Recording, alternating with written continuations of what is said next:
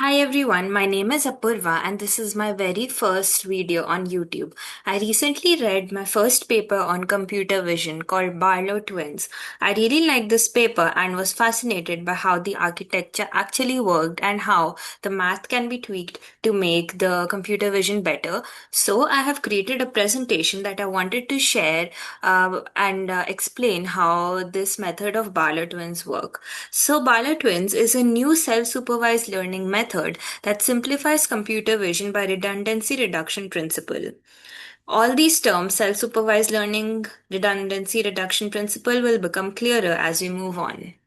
First, let's learn what self supervised learning is and what its challenges are. So, as we all know, supervised learning takes an image and a label of that image. So, a human has to do it, and it is slow and expensive. So, a better alternative to that is self supervised learning, which is competitive to the supervised learning. In this, AI self learns by creating its own labels from the data. So, a human doesn't need to give it data, it self learns. This is typically done through data augmentations. So you basically take one image and you produce two distorted images of it.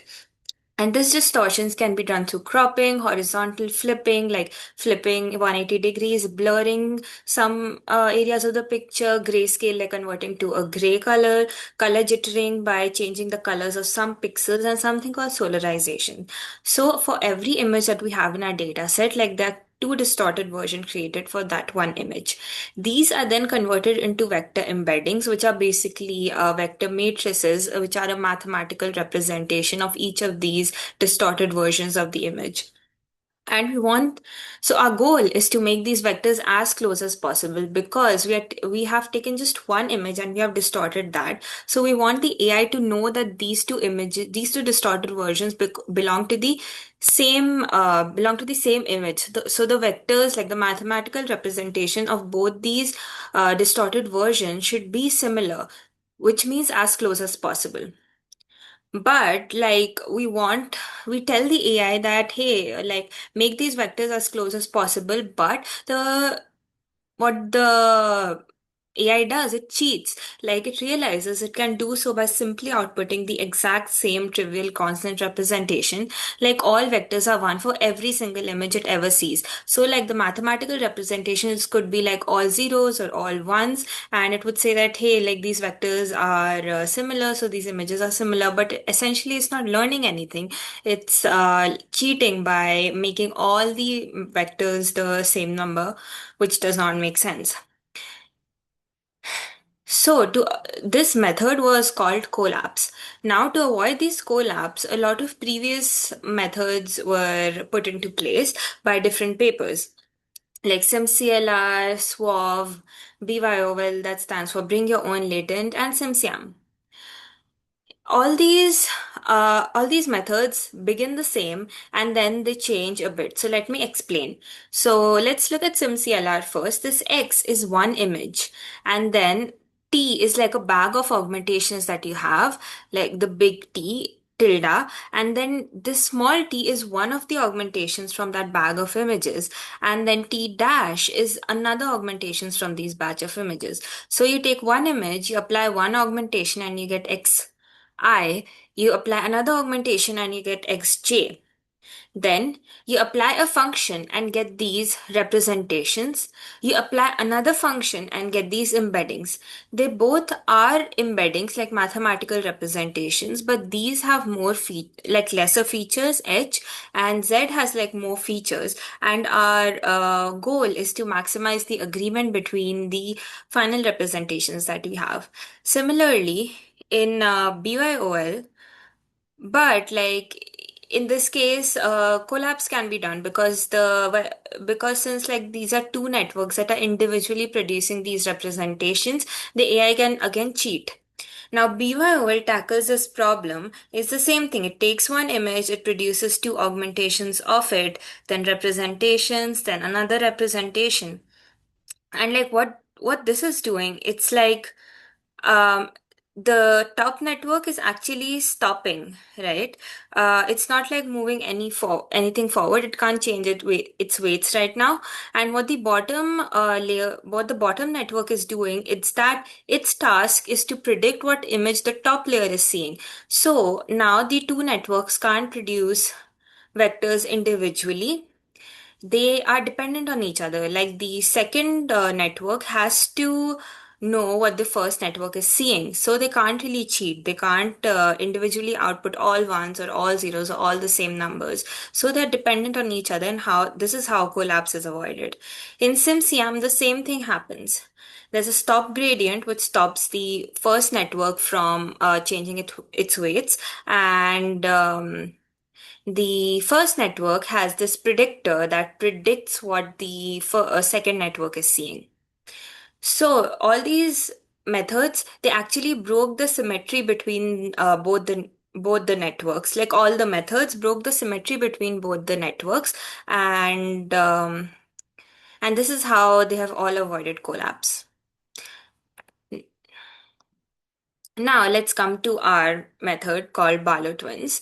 I would first like to say something that's very interesting and stated in the paper, that this inspiration was from a neuroscientist, H. Barlow, who wrote in his article Possible Principles Underlying the Transformation of Sensory Messages, and hypothesized that the goal of sensory processing is to translate highly redundant sensory inputs into a code with statistically independent components.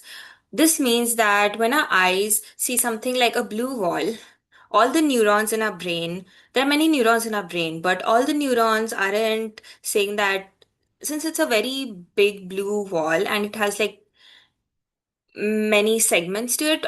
Neurons in our brains are not saying, like five neurons in our brains are not saying this is a blue wall, this is a blue wall, this is a blue wall. Like it's not repeating redundant information. Only one neuron would say that this whole thing is a blue wall. So there's no overlapping features, like each neuron captures a unique feature. So this is the underlying principle of, this is the inspiration of Barlow twins also. So now let's move on to the Barlow Twins solution. So what Barlow Twins does is that it simplifies the network. It says that we don't have to break the symmetry. We don't have to make them independent to each other. It can be the most simple network. But what they changed is the loss function. This is where it gets interesting. So it's the same thing. It takes an image. Tilde is like the bag of augmentations that we have. T is one of the augmentations from those bag of augmentations. And then we take that T, we take one of those T's and we produce YA, like a distorted version of X, and we produce YB, which is another distorted version of X.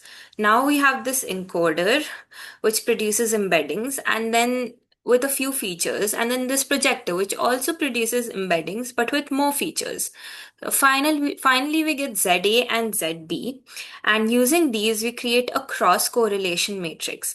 A cross correlation matrix is computed using this, like Cij.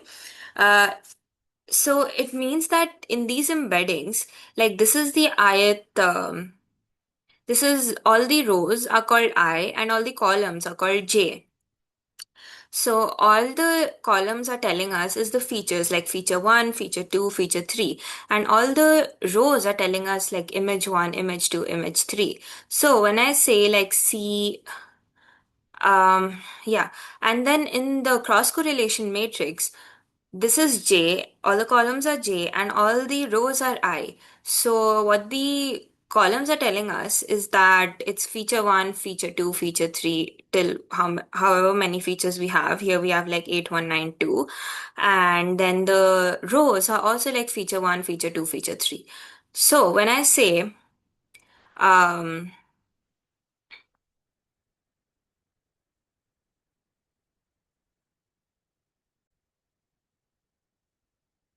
okay, so as I was saying, the in the cross correlation matrix, the columns are also feature 1, feature 2, feature 3, but from the second embedding, and all the rows are also feature 1, feature 2, feature 3. and they are labeled as I, like the I variable is used to iterate over them, but they are features of the first embedding, like ZA. So when I say C11, it means that how the features of the first embedding is related to the features of the related to how is the feature of feature 1 of embedding 1 related to feature 1 of embedding 2.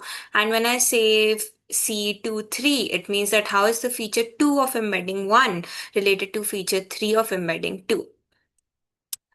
And all these features are not and all these features like are calculated across the entire batch. So like we are not giving like one image at a time, we are giving batches of images. So all the images are getting distorted, the embeddings are getting produced, and C11 for all the images are getting calculated, and a summation of them is being calculated, and we are dividing it by the standard deviation. It means that we are normalizing it. I would also like to point out before moving on that the encoder is actually made up of two things. Like the network is actually made up of two networks. Like the whole network is made of two networks, this one and this one. So like this one, the encoder is actually just a ResNet 50 without the final fully connected layer. And the projector is actually a three-layer MLP, a linear with the first layer is a linear layer. It takes 2048 features and outputs 8192. The second layer is a batch normalization layer, and the third layer is a ReLU layer. So like the encoder produces 2048 embeddings and the projector produces 819 embeddings. Now coming to the loss function. What this is trying to do is it's trying to make the cross correlation matrix as similar to the identity matrix as possible. So identity matrix is basically where all the diagonals are ones and all the non-diagonals are zero. So why do we want to do that? Like all the diagonals are C11, C22, C33, C44. So C11 means the first feature of the first distortion paired with the first feature of the second distortion. So we want, and the C22 means the second feature of the first distortion paired with the second feature of the second distortion. So we want all these same features like feature 1, feature 2, feature 3 for both these distorted versions to be same. So we want to maximize the loss function, hence we want the diagonals like C11, C22, C33 to be 1 in this case. Like we want to capture, like we want that the embeddings of these two distorted versions, the features that are similar to them should also be reflected same in the network's weights. And we want the non-diagonals like C23 or C45 to be different. Like if we do like C45 to be, if C45 happens to be 1, it means that the fourth feature of image 1 and the fifth feature of image 2 are being called similar, but we don't want that. We don't want to capture redundant information, right? Because if we say that the feature 4 of image 1 is similar to feature 5 of image 2, it means that there is redundant information being captured. So we want the non-diagonals to be 0, which means we don't want redundant information to be captured, and we want the diagonals to be 1. That means we want the similar features in both the images to capture the same information. So this is the redundancy reduction term, which is like Cij, where j is not equal to I, means this calculates the non-diagonal terms. We want this to be 0. And this invariance term is CII, like C11, C12, C13. We want this to be 1. That's why it's 1 minus CII. And this is basically our loss function. And it is squared because sometimes we'll get a negative number and we don't want to deal with negative numbers, so we square it to make it positive. This is the whole crux of Barlow twins, and now we can see how it was related to this neuroscientist principle. Now, for resource requirements, the whole training process took 124 hours, which is with 1000 epochs and a batch size of 2048, which is almost 5.16 days. And it also took 32 V100 GPUs. For comparison, the BYOL took slightly less time, 113 hours, but on the exact same 32 GPU hardware, but with a batch size much larger. Now for the results. We pre-train the network on the we have pre-trained the network on the training set of this publicly available data set called ImageNet, and it did not have labels. We got two things. First, we did a linear evaluation on ImageNet. This basically means that they added, uh, like, as we know, the ResNet that was there in our training did not have a fully connected layer. So now they have added a linear classifier as the fully connected layer on top of the ResNet 50, and they have done linear evaluation on it using this image data set. And what they found out was that Barlow twins, which is ours, is very, very close to the supervised one, which has all the labels in it. Uh, and we, without our labels, also produce almost same accuracy. And it is also very closer to the other state-of-art models of that time, which is BYOL, SWAV. It's very close. Now it's semi-supervised learning. So in linear evaluation, we had given no labels. And in semi-supervised learning, we are giving two types of labels. We are only labeling 1% of the images, and or we are only labeling 10% of the images. And we are calculating the top one and the top five accuracy. Top one accuracy means that out of the five guesses that the AI did, it got the correct answer in its first go. And top five means that out of all the guesses the AI did, the correct answer was one of the top five.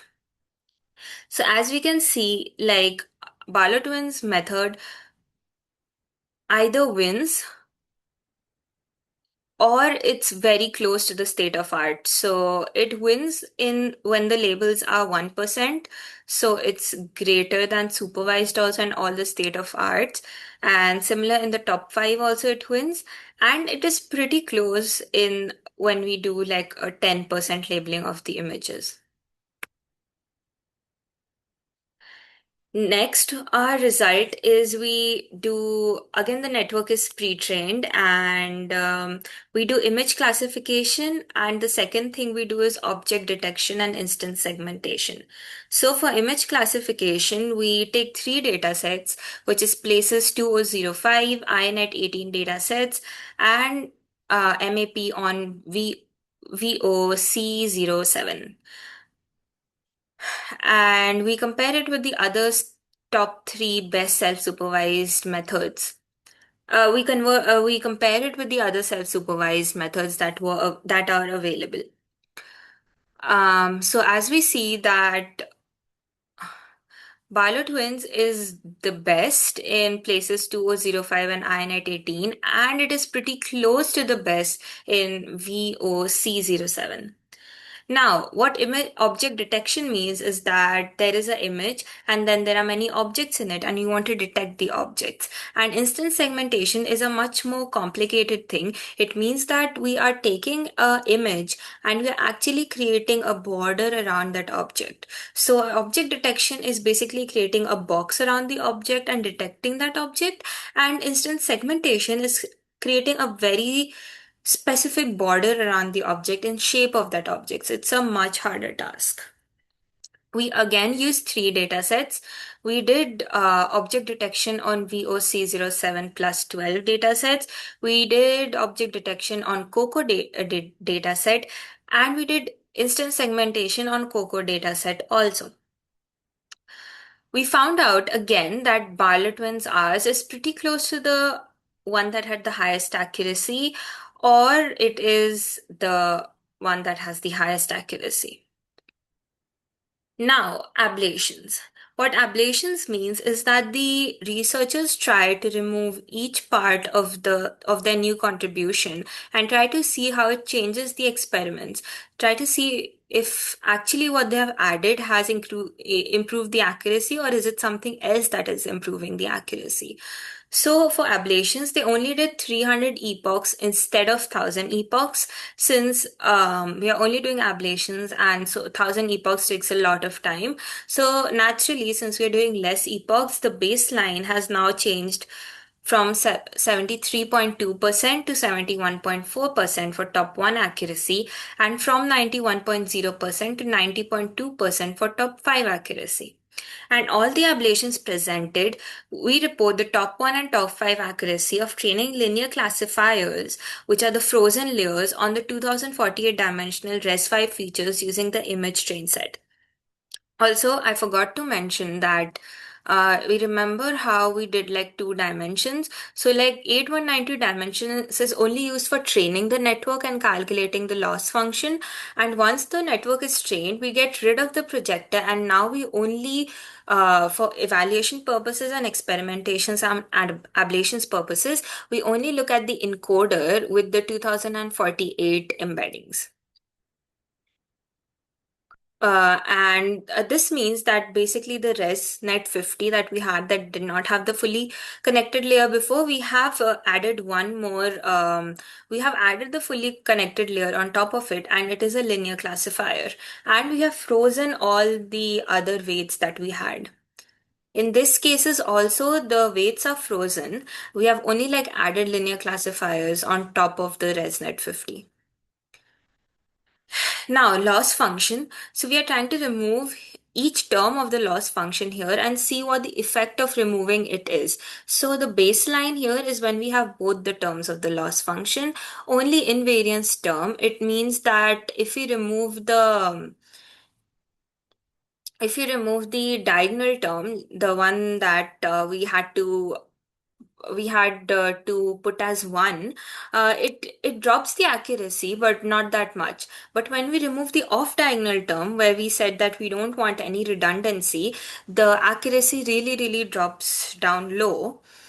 This means that again, like a collapse is happening. So since we're not enforcing the idea that since we're not enforcing the idea that the network cannot make the off diagonal terms to be similar, it again assumes that it can make every feature similar, and it again cheats, and this leads to a collapse.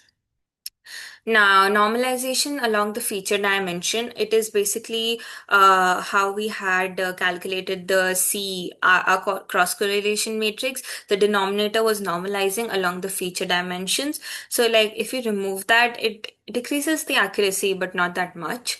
And no batch normalization in NLP, it decreases, but again, not that much. And no batch normalization and no normalization against the feature dimensions, it decreases a bit. So, and cross entropy with temperature, they have basically added like a new parameter. Temperature is a new parameter. Parameters that is used in other methods like InfoNCE, loss function, or SimCLR. But they tried to introduce the same temperature in their loss function, and they saw that the accuracy actually dropped instead of increasing. Now, robust to batch size. So what this is saying is that if you so this one, Barlow Twins, this is Barlow Twins.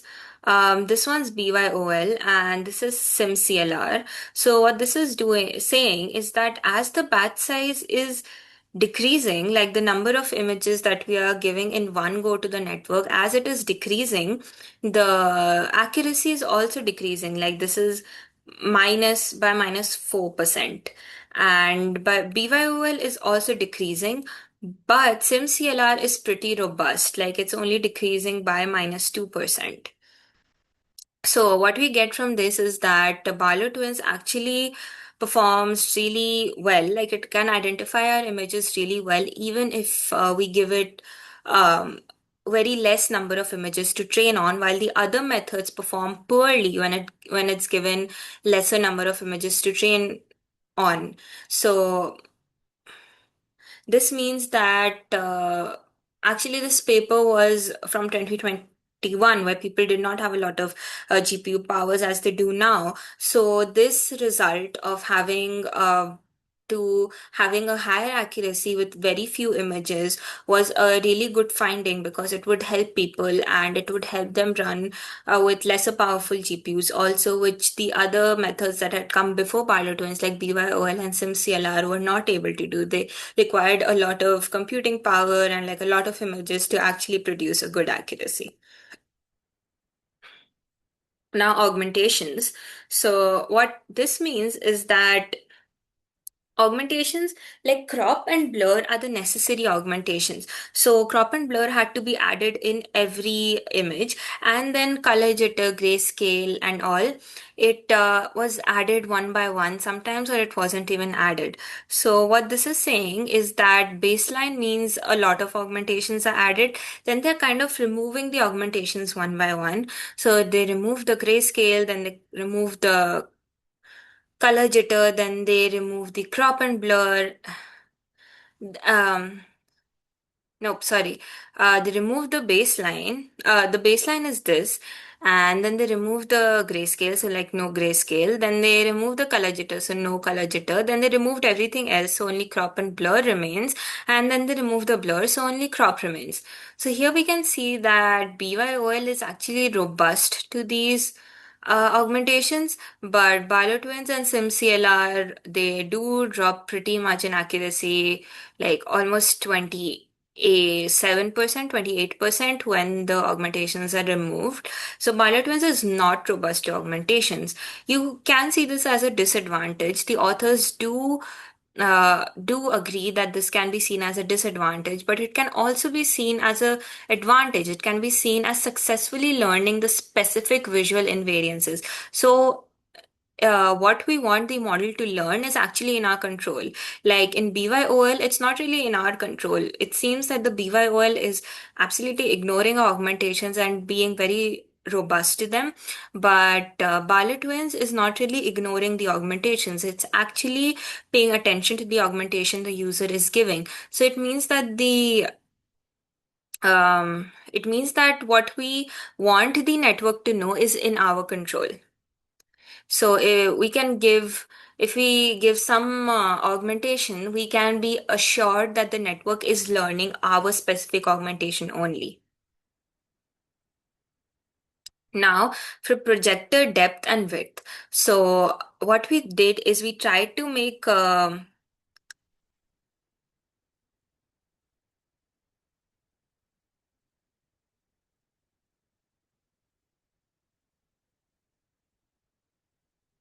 okay, so what we did here is we projected dimension. What we did here is try to make BY. We tried to. What did I do here?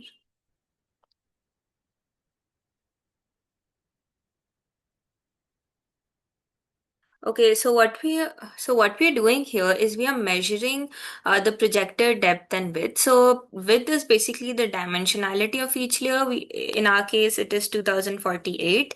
So we see that in this case, our Barlow twins is actually performing really well as the number of dimensions is increasing, and it is performing low when the number of dimensions is really, really low. But while the other methods are like the accuracy is not really increasing that much, it is mostly remaining flat, but the Barlow-Twins accuracy is really, really shooting up. So this means that it's pretty surprising, because all the self-supervised learnings till this point were working on very less features, and less features means less information learned. Uh, and they were not really increasing with like more features because of something called curse of dimensionality. But our Barlow twins is actually the accuracy is increasing a lot as the number of features increase. That means that we can get the network to learn a lot more things. Now breaking symmetry. As we said that the other methods before Barlow twins like SimCL, like BYOL or SimSiam, they were all breaking the symmetry of the twin networks. They were not really making it symmetrical in order to avoid the collapse. So it now authors are trying to see what happens if they try to break the symmetry in the architecture that they have proposed. So if they put the stop gradient and they don't put the predictor, it is actually decreasing the accuracy. If they only put the predictor, it's again decreasing the accuracy. If they put both, it's really decreasing the accuracy. So actually making the networks asymmetrical is working against the authors in the Barlow twins methods. So their method of actually keeping the symmetry of the networks is really beneficial. Now, ablations, what they have tried, now ablations for BYOL, what they have tried to do is that they've tried to see that is their method only working on their architecture? Does it also work on the other architectures like BYOL? So they tried to make BYOL as similar as possible to their method. So, this is the baseline of BYOL. It has like 4096 dimensions and 256 images in it, and the accuracy is 74.1. So what they did is like BYOL is made deeper by adding more layers and slightly wider, moving from 256 to 512 units. So BYOL originally had two layers, but from rows 2 to 5, it actually has three layers. But what we can see here is that the accuracy actually dropped. So when Barlow twins had three layers, the accuracy was actually increasing. But when we did the same three layers in BYOL, the accuracy actually became worse. And in row 6, what we do is BYOL is given the exact same massive dimensions that Barlow twin uses, which is 8192 to train it. But we actually see that the accuracy has again dropped to 72.3%. This means that our loss function and the cross correlation matrix that we did is actually what is working for us, and it is not. Because like if you do like the same architecture in BYOL which has a completely different loss function, a completely different way of working, it's not actually increasing the accuracy. So we can't just say that it is just because of our architecture that the Barlow twins is performing so well. It is actually architecture plus the innovative loss function. Now, there was also a lambda term in our loss function. What this lambda term is doing, it's basically balancing both the terms. So you don't want you don't want the loss function to focus on one term heavily and one term and ignore the other term. So what this does, it multiplies one of the terms and reduces the weightage of it. So what the researchers found that it's not very sensitive to lambda, because even if they increase the lambda 10 times from 0.002 to 0.020, the top one accuracy did not increase that much. It only increased around from 70.8 to 71.2%. So they say that the lambda doesn't really matter that much, but they found that the sweet spot, like the highest accuracy that they got of lambda, was using the lambda value of 0.005. Now, our ablations are done, and now the authors have moved on to compare it to prior art. Now, inferency is also a very popular type of contrastive loss function used for self-supervised learning. What contrastive means is that we want the network to pull the similar images together while also pushing the non-similar images away from each other. In Barlow twins, we are only focusing on bringing the similar terms together. But in contrastive learning, in addition to bringing the similar images together, we also want to push the dissimilar images away from each other. So to push the dissimilar images, we also need some negative images that can be pushed away from our positive images. So, hence we need a larger batch size. In contrast, Barlow twins maximizes variability decorrelating the components of the embedding vectors. Hence, it works with small batch sizes. So, our Barlow twins does not really need these negative pairs. It works without them. Hence, they need smaller batch sizes. But the previous methods like BYOL that used InfoNC actually needed larger batch sizes because they needed these negative samples. Now, inference does not assume anything about how the data is distributed, hence, it suffers from something called the curse of dimensionality. It means that as you increase the number of dimensions, the accuracy is not really improving, as we saw in the previous graph. In contrast, Barlow twins assumes that the data follows a Gaussian distribution and hence it thrives on a higher dimension. And these were the advantages of Barlow twins over inference. And some of the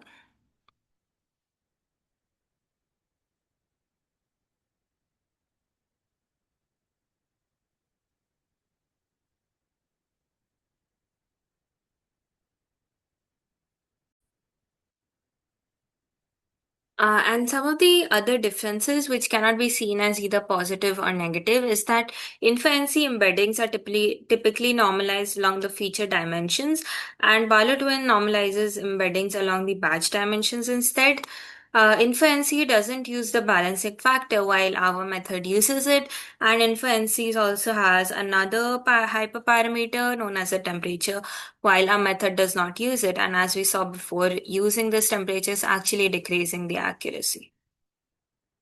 Now, BYOL tackled the collapse problem by making the twins asymmetric, and our method does not require any asymmetrical networks, which makes the Barlow twins conceptually simpler.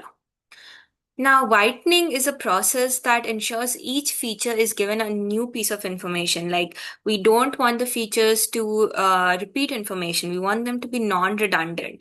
So, what hard whitening does, it enforces this condition before the loss function is calculated. So, it does it before. But what our Barlow twins is doing, it's not really doing it before. It is encouraging whitening through the loss function process. So this is known as soft whitening. It doesn't need like an extra hard whitening step. It encourages it through the loss function.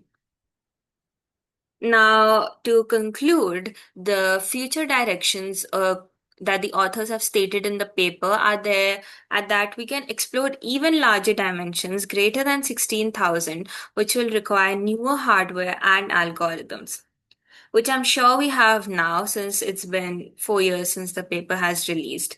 It's been 5 years. The redundancy reduction term is currently computed from the off-diagonal terms of the cross-correlation matrix between the twin network embeddings, but alternatively, it could be computed from the off-diagonal terms of an autocorrelation matrix of a single network's embedding. So it basically means that instead of taking two twin networks, the authors are saying we can only take one single network and we can do the autocorrelation matrix. Autocorrelation matrix means instead of doing a matrix from two distorted versions, you're doing a matrix from just one distorted version of the image, which is like autocorrelation matrix. And their preliminary analysis seems to indicate that these alternative methods lead to similar performances, which they haven't shown in the paper. They also say that a modified loss could also be applied to the unnormalized cross-correlation matrix instead of the normalized cross-correlation matrix. And they could also look into more advanced or improved versions of the hard whitening strategy that could eventually reach or exceed the state-of-art results that Barlow Twins currently holds. So this was all from my side. I hope you guys enjoyed this explanation and learned something from it. And if you did, please like, share, and comment. And please let me know where I can improve in the future, what was really clear to you and what was not clear to you. And I would also I would also like to read more papers in this future and create presentations in this way and put it on my YouTube channel. It would also help me to learn and it would also help whoever's watching my videos to learn. Bye.